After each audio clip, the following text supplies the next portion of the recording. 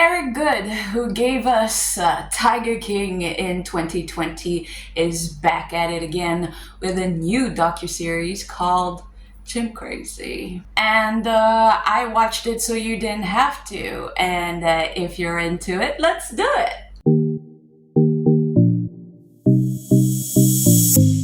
Hi, I am Yuna and I talk all about movies, series, docu-series, and everything in between. And today we're talking about Chimp Crazy. And Chimp Crazy is a docu-series made by Eric Goode, as I said before, who brought us Tiger King and Mr. Joe Exotic. But today we're looking at somebody else. This docu-series follows Tanya Haddix. I don't really know how to say her name. Haddix. But yes, Tanya Haddix. This woman who loves chimpanzee, especially one called Tonka, and was doing this wild game of cat and mouse with PETA and the authority in Missouri. Missouri?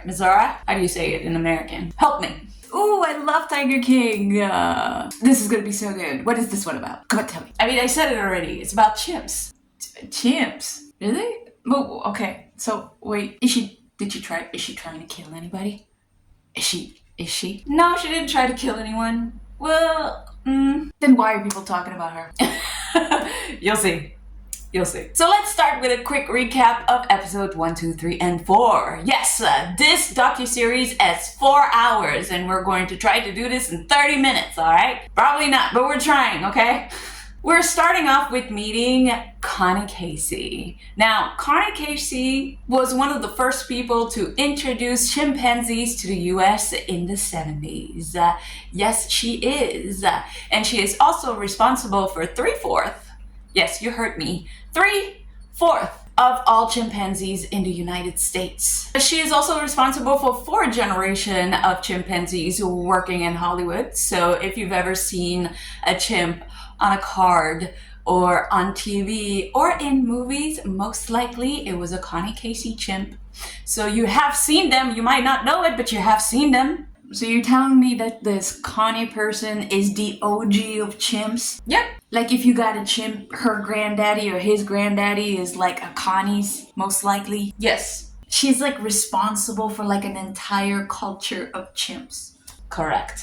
Wow. And the other thing that she also invented at the time was chimp parties. And chimp parties, my guy, was all the rave. People loved it. People came and see the little chimps and were playing with the little chimps, and it was like, oh my god, that's so cute, ahaha, ihihi, kiki, and all of that stuff.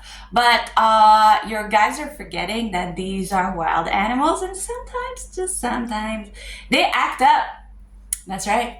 And even though these chimp parties were all the craze, there was a few ick moments, just like the moment where we actually meet Connie Casey's husband named Mike, and we notice that something is wrong with him because his nose is missing. Yeah, you heard me. Apparently, it was bit off by a chimp named Bo. Really? Yeah. Like fully off? Oh, yeah. Do you want to see? Oh my god. I can show you. Ew. Gross. Yeah, it's bad, isn't it? So seeing that maybe this wasn't the greatest idea, they decided to turn chimp parties because chimp parties was basically turning deadly. I mean, not really, but you know. She decided to take all of her chimps and created a foundation. She created Missouri Primate Foundation, where people would no longer have access to chimp, but chimp supposedly had the best time of their life. She had huge cages and basically a really big, a really big compound that contained quite a few chimps that she would just take care of. It was sort of like a private zoo. You couldn't really see the chimps, you couldn't party with the chimps, but the chimps were there. And it was a foundation. And in this place, in that foundation, the Primate Foundation, we actually meet Tanya Haddix, which is the person that this whole docu-series is around. Tanya is actually a former nurse, and when we first meet her, she was basically a very dedicated volunteer. She would come to the foundation and she would help out Connie with the chimps. And she loved the chimps. Connie had 7 chimps at the time in the Primate Foundation in Missouri. And the chimps were Connor, which is most famous for doing Hallmark cards. And then we had Tammy, Terry, Candy, Krista, and Tonka. Now, Tonka is the primate that this docu-series also revolves around in. So we got Tanya and we got Tonka. Tonka is a very special chimp, you see. Tonka is a Hollywood chimp. Tonka is a star. Tonka is, all that in a bag of chips. He is Tanya's favorite. And you might actually have seen Tonka. Tonka was in George of the Jungle, and he was in Babe, Pig in the Big City. Yes. And he was also in Buddy. Casey's foundation was actually getting a lot of complaints. A lot of the employees that were working for Casey, of course, loved the chimp. But we're seeing that they were kind of treated unethically. They were getting food that was actually perished from the Walmart. And if they were not getting perished foods, she would basically just get scrapped. From places that didn't want their fruits or vegetables that were left out, and that's what the primate were eating. If they were not eating that, they were usually eating junk food. They would give them McDonald's, KFC. Well, their favorite was apparently Happy Meals and sodas. They very much love sodas, which is a no-no. It's a no-no. I mean, they might like it a lot and it might make them very happy, but it's just not healthy. Just like it isn't healthy for us, it's not healthy for them. Oh, so lucky. We don't get to do that. Oh, come on now. You will learn how to eat clean food. You will learn how to like your oatmeal, no sugar, and just water intake. You will learn. One of us has to be responsible for us. Okay? We're always dieting. You're no fun. Where is my McDonald's? Huh?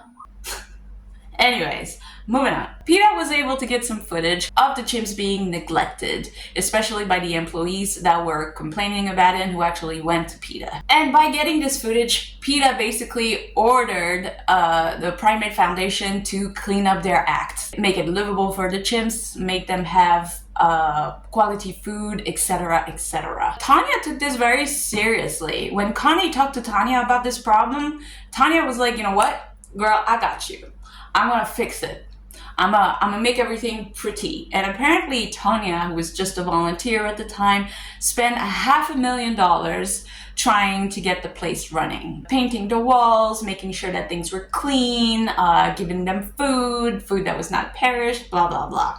But supposedly this was not true because PETA looked into it and said that even though she did do some renovation, there's nothing close to $500,000 being put in this Primate Foundation. Furthermore, Tanya tells Connie that, you know what, she's willing to take the brunt of the lawsuit.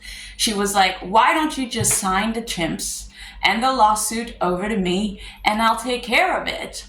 And Connie being like, yeah, because I don't want to deal with any of that. I don't even want to be in this documentary. Please take care of it. Signs it over to her. And there you go. Tanya is now the owner of 7 chimps and apparently part of the Primate Foundation. Now, PETA is not very happy with this, because now PETA has to write Tanya into the lawsuit, which is for them a problem. And even during this procedure, a lot of things was happening. Obviously, things were not being cleaned up, even though they were saying that it was.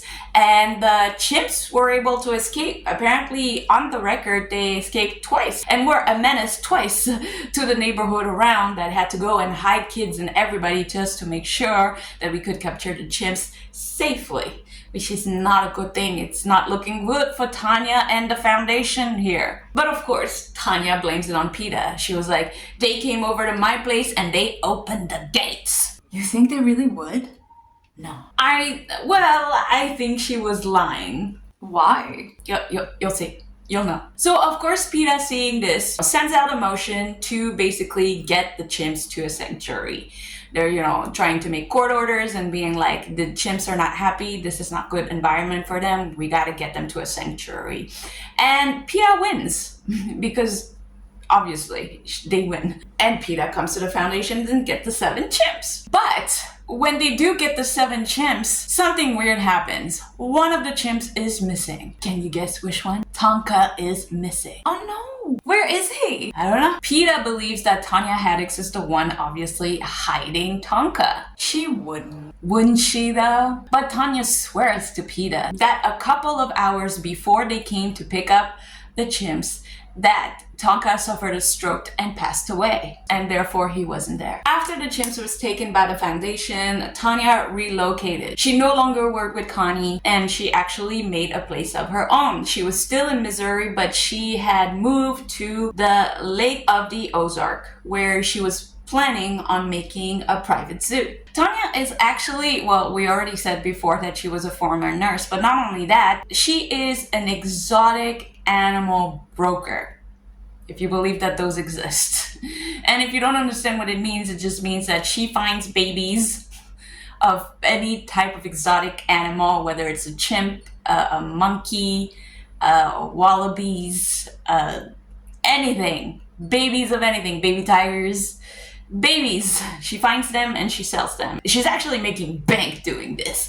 You wouldn't believe what it looks like of how much she is making with this. And not only that, apparently she is very popular and very good at what she does, because celebrity comes to her and get their exotic babies from her. So she's doing quite well. And then you would ask, how did this kind of stuff came about? Well, apparently in 1973, there was an Endangered Species Act signed into the law to protect species in the verge of extinction. And originally, chimpanzees were protected by this act, but apparently it did not involve chimps that were in captivity for some reason. And this was due to continue allowing labs to make, testing on them, for zoos to have them, for entertainment like movies and TV series, commercials and whatnot. That is so sad and so wrong. I know, right? It is wrong. It is wrong. But with this lawful pipeline sort of thing, a lot of chimpanzees, breeders, and sellers were born. And that's why people like Connie Casey and Tanya exist, which is not a good thing. Not a good thing. Groups like PETA actually tried to go against these acts and make things better so that the chimps are protected, right? And they were able to do so, but only in 2015. In 2015, can you imagine the Species Act, Endangered Act, put into the law in 1973, and they could only get chimps fully protected in 2015. And not only this is happening, but because of limited sources by the government, laws are rarely enforced. And people like Connie and Tanya are able to get away with a lot of things because of that, which is quite sad. So going back to the story, PETA in the court is actually asking Tanya to get some evidence on Tonka's death. Where is the death certificate? What happened to his body? Where is he? All that good stuff. And Tanya is able to send them back an email showing them that she actually cremated Tonka at a friend's place. Okay, so he's really dead then. Well, it's not sure yet, because the friend that she went and cremate the body is actually her husband. And not only that, she gave some measurements as to how she burnt the body, but it actually was 170 degrees Fahrenheit, which is very low. I mean, not even your oven, cooks. I mean, it does cook to that low temperature, but we all know that nothing cooks at 170. I mean, come on now. But apparently when she filed the document, she said that she missed a zero, so it wasn't 170, but 1,700 degrees, which is actually very accurate. But still, this made everything look very suspicious. Not gonna lie, but that looks sus. That is sus. That is sus. PETA had also found out that there was some text messages that was done between Tanya and a friend saying that she needed to go grocery shopping for Tonka, which was is Tonka still alive? So PETA again files another motion to be able to be like, hey, show us proof of him being dead, or show us where he is. Okay, so he's alive. Well, we're not sure that either. Tanya, respecting all of the things, has a court order, and she does a Zoom thing, because I'm guessing this is in 2020. Maybe, I'm not sure. Probably later. But like, anyways, her court is on a Zoom call at her place, which I didn't know they were still doing that if it isn't in 2020. And she does the whole nine, you know. She showed proofs. She showed the powdered ashes. She, you know, starts sobbing quite a few times, many times. She just puts on a really good show and being convincing that Tonka is dead. But the judge kind of know that Tanya's sus, okay? Tanya's sus, and the judge don't believe what Tanya is actually saying. But the thing is, the judge also do not have any proof that Tonka is alive or that Tanya has Tonka. So it's being dismissed, which she is so happy about. You know, she closes the laptop and she's all like, woohoo, we won. And then she runs down into her basement and she's like, we won, honey, we won. And then the camera pans and who do we see? Who do we see? Can you take a guess? Tonka. Tonka is there. Basically what happened is this. Tanya went against court order because she believed that Tonka was ill and that Tonka was not going to be able to get the 16 hours of sedation down, that was going to make him pass away because he is so ill. So she thought the best thing for him was to take him to a hotel the day prior and just sort of wait it out.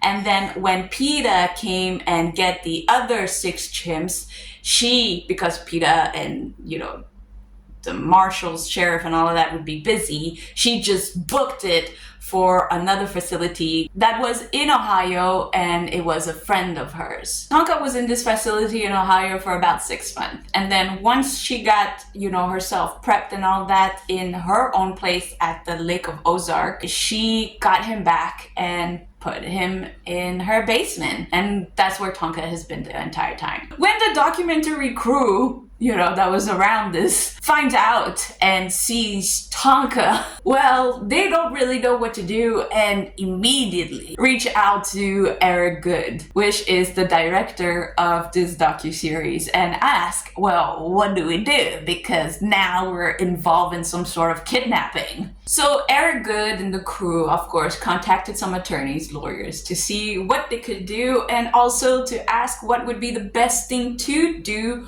for Tanya in this heart situation. How could she get out of it? Because eventually she's going to have to show that she has Tonka or show that Tonka is dead, one or the other, because nobody is convinced and nobody knows where Tonka is, besides apparently the documentary crew and Tanya. Meanwhile, all this is happening a few months after, Tanya actually, you know, reached out to the coordinator for this docuseries and tells them, she's like, you know, I really don't know what to do. I'm quite in the pickle right here, like, because I can't do anything, I can't get out, I'm always scared, I'm always like, you know, and she's like, Tonka is not doing well. Tonka is quite sick, you know? And I think the best thing for us to do would probably be to put him down, because that way I can get rid of everything. That is when the crew was a little bit worried. They were like, what? And then the crew went back to Eric and was like, yo, she might, you know, the chimp. And he was like, well, I can't let that happen. I mean, like, I will, you know, this is not a good situation. What am I gonna do? Nah, she wouldn't. She loves Tonka. She would never do that. That's what she says. She says she loves Tonka, but like, Eric Goode is a bit conflicted with this situation, because as a journalist and a person that does a documentary, you are never supposed to be involved with what you're doing. You know, it's the same thing like when you see, like, you know, a bunch of birds and you're documenting one of them and one of them is like passing away because of this and that. You're not supposed to intervene. You're never supposed to intervene within your story. You're supposed to tell the story like it is, and the public makes its, you know, conclusion. But in this case, it felt wrong, because potentially they could, you know, hurt or kill an animal if they did not say anything. So obviously Eric Goode snitches on Tanya to PETA and be like, check out this footage, check out Tonka. And PETA's like, oh, okay, so she does have him. So of course, then, you know, police shows up at Tanya's place. They go knock, knock, knock. Hello, we heard that you might have something. And they go check it out, and indeed she does have Tonka.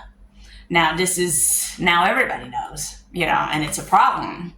So the crew goes and check out on Tanya, and they do like a spy footage through the shirt, because apparently they had to keep this on the down low. And she was pacing back and forth and saying like, I want to take Tonka out. I want to take Tonka out now.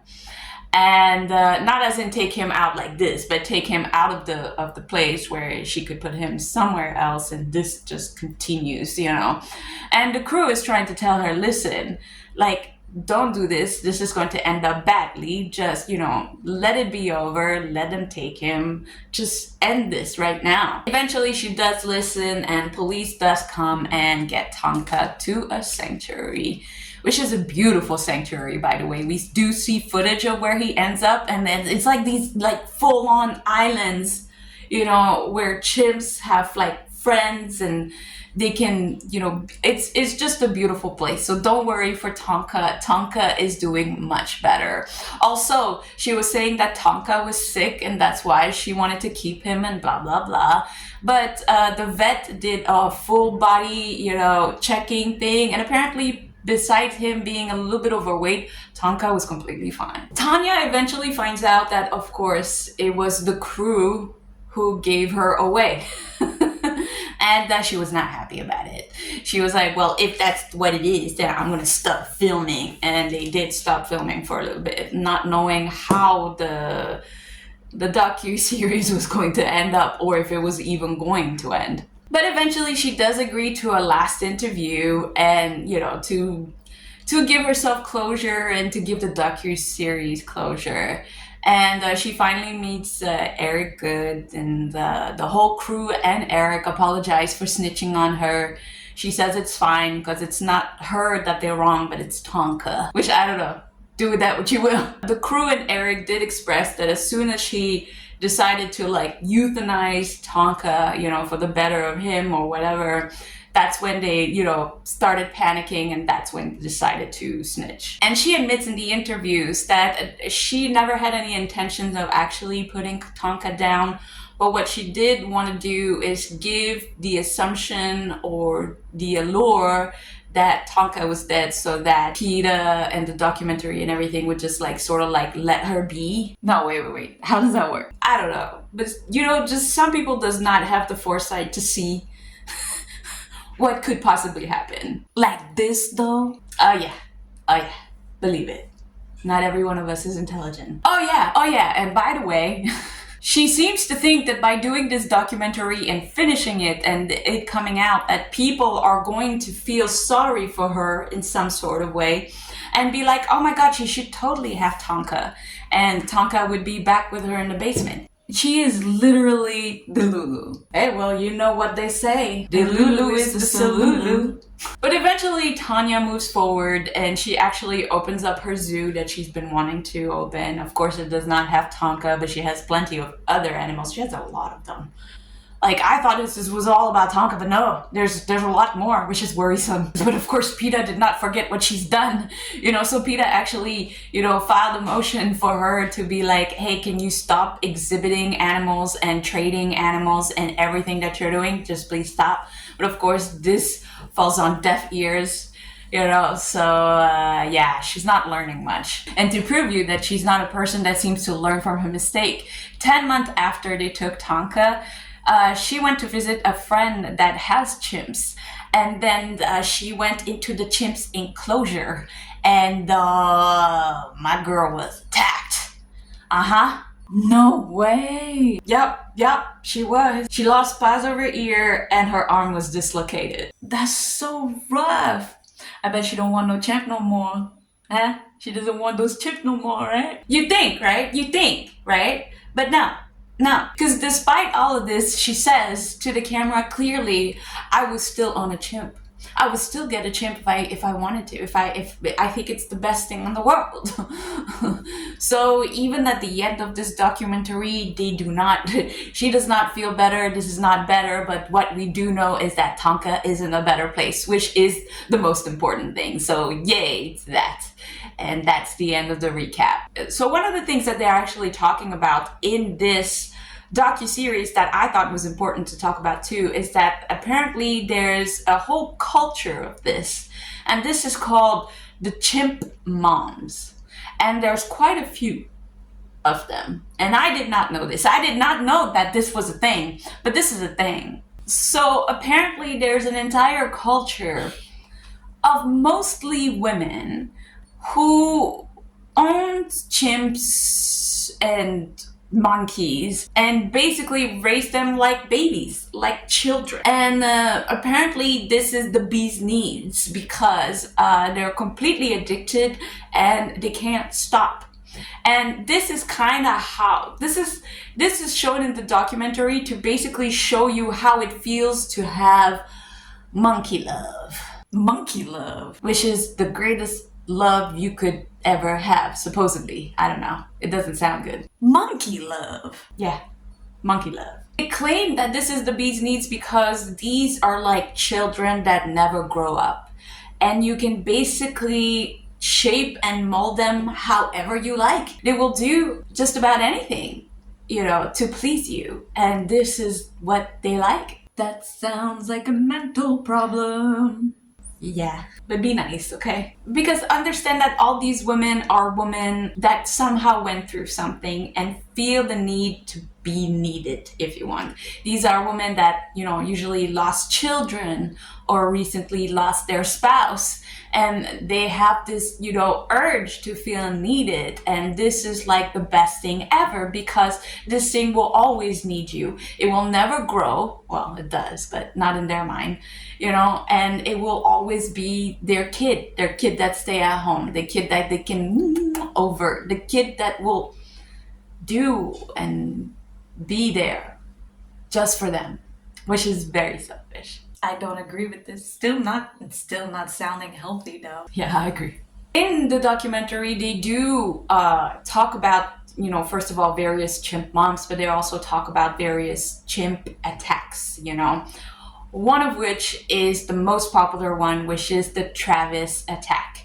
Now, this was very popular. I remember this attack in 2009 when it happened, and very horrific. So if you don't know, Sandy Harold was a woman who owned a chimp. His name was Travis. Now, Travis was a very clever chimp, and a lot of people liked him. He was known all over town, and he would say hi and be friendly and be with absolutely everybody. And I'm talking about everybody. Like, cops would have fun with him. Everybody knew who Travis was. He even knew how to drive a car. That's how human he was. He would stay at the dinner table. He would eat with them, drink with them even. Drink alcohol. Which is kind of like a no-no, because like a human on alcohol is already not the best thing, but I can't imagine a wild animal. But yeah. But as Travis was getting older and bigger, obviously he was harder to handle, and her husband had just passed away at the time, and her kids had left the home, so she was all alone with him, dealing with Travis. Now, on February 16, 2009, that is when Travis, for some reason or another, had decided to attack Charlotte Nash, which was Sandy's friend. Supposedly, she had come over to take care of Travis and had brought an Elmo doll, which is something that he actually very much loves. And something went wrong, and he ended up attacking her and basically just ripped off her face. You're talking like eyes being gone, nose gone, jaw gone, like I think even of some brain matter. No. Yeah. That's shocking. Yeah. So of course Travis was gunned down. And even though he was gunned down, believe it or not, he actually didn't go down when he was shot. While like him being shot multiple times just wounded him. And he went back to his cage and then snuggled up with his favorite toy and passed away. Which is so sad. It's really sad. Oh, poor things. I feel so bad for both of them. I know. I do too. But the craziest thing of them all, or at least what I think is the craziest thing, is that a year after the attack, Sandy decides to have another chimp. Yeah. She actually got another chimp. Even with all that happening, her friend almost dying, she got another one. But this, I mean, it wasn't so much of an unhappy ending because Sandy actually didn't make it long. I think a year after she got the other chimp, she actually passed away herself. And then the chimp went to an organization that was actually taking care of him. The chimp went to a tamer that took care of, I think her chimp was named Chance, and he was well taken care of into his late years. So, and there's another one that one learned. Yeah. And throughout the docu-series, they will show you other attacks that are basically the same. But the one that was the harshest was Travis. All the other ones, everybody survived all the attacks. Travis was the worst. Everybody else kind of like got away with just like a few bites being bitten off, but still, I mean, like, I don't think, like, it's not because Travis's one was the worst that the other ones don't matter. It did matter too, but it's just the same story all over again, so I didn't think it was, you know, relevant to actually talk about it. But what I do want to talk about is that, well, first of all, wild animals don't belong in cages. Obviously, they belong in the wild, that's one. But two, that you will see this kind of behavior happen even with pets nowadays. I mean, and it's not only nowadays, it's been that way for a really long time. And I hate it. I myself never gotten pet, you know, one, well, I can't really afford one because I can't afford myself. But two, mostly because I'm always on the move and I don't know what I'm going to do or where my next step is, you know. So because of that, I don't want to take responsibility that I'm not going to be able to take care of. So I'm like really thinking about like the pet's well-being. Like, am I going to have a big enough space? If I have a dog, can he run? Can I have places where I can take him, you know, to the park where he can do his business? Like, I think about the dog's well-being. But however, I have met a lot of people who does the complete opposite.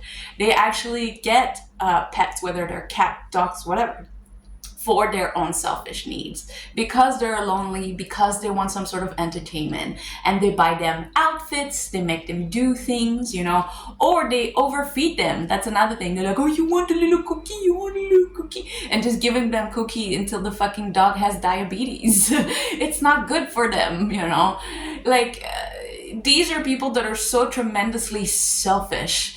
Their love for animals, pets, whatever, or sometimes even people, which is scary, is not the love that they have for them. And that's where things go wrong. Because in their mind, they truly think that they are the bee's knees, that they're like the most loving, the most, you know, giving, the most generous person, because look at what I do for my pets. Look at all the outfits that they get, all the treats that they get, da da da da da. But they don't do the things that are needed for the pet, such as, you know, getting them the right training. If you have a retriever, you have to let him retrieve. That's his thing. If you have a shepherd dog, you know, they're shepherds, that's what they do, so they run a lot. So you need to have them run.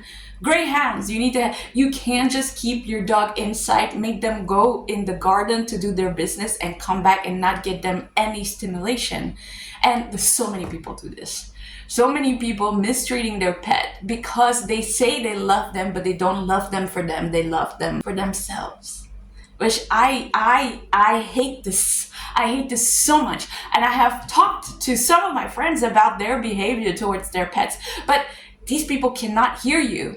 These people think that you're being absolutely mean to them and not understanding, and they're trying to convince you that they're the best owner ever while they'll be feeding McDonald's and KFC to their pets, what you see is very much overweight. I hate this type of thing. I think this is wrong on all the levels, and I think this should stop, and I think people should go to the shrink. Mental illness is a thing. Take care of it. My thoughts on the whole documentary series for this. Well, in my opinion, it does not equal Tiger King. Tiger King was the shit, okay? Joe Exotic was the shit. And no, you can't compare the two. You can't compare the two. But the one thing that it does do for this documentary is make you realize how, you know, wrong this is, and how there's a lot of things to do when it comes to animal rights, especially exotic animal rights, and how we should be more aware of it. We really should. And that we should do everything in our power to make this stop. Make the trade over, stop taking animals for anything, whether it's labs, zoos, anything. That should stop. Yes. But I do feel bad for Tanya, because I do understand the amount of love that she has, and I understand it is selfish love, even though she can't see it. And I want her to be happy, but the one thing I want the most is for her to be able to see the wrongdoing that she's doing and for her to stop. That's the biggest thing. But anyways, what did you think of Chimp Crazy? Did you watch Chimp Crazy? Do you think you would ever want to have a chimp? Do you think this was better or worse than Tiger King? Tiger King for the win. Tiger King for the win. Of course, let me know if there's any movies, docu-series, or anything in between that you would like me to do.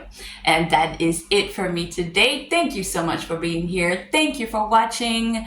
And I hope to see you guys next week. Have a great day. Bye. Oh, do you want to say anything? Don't hurt animals?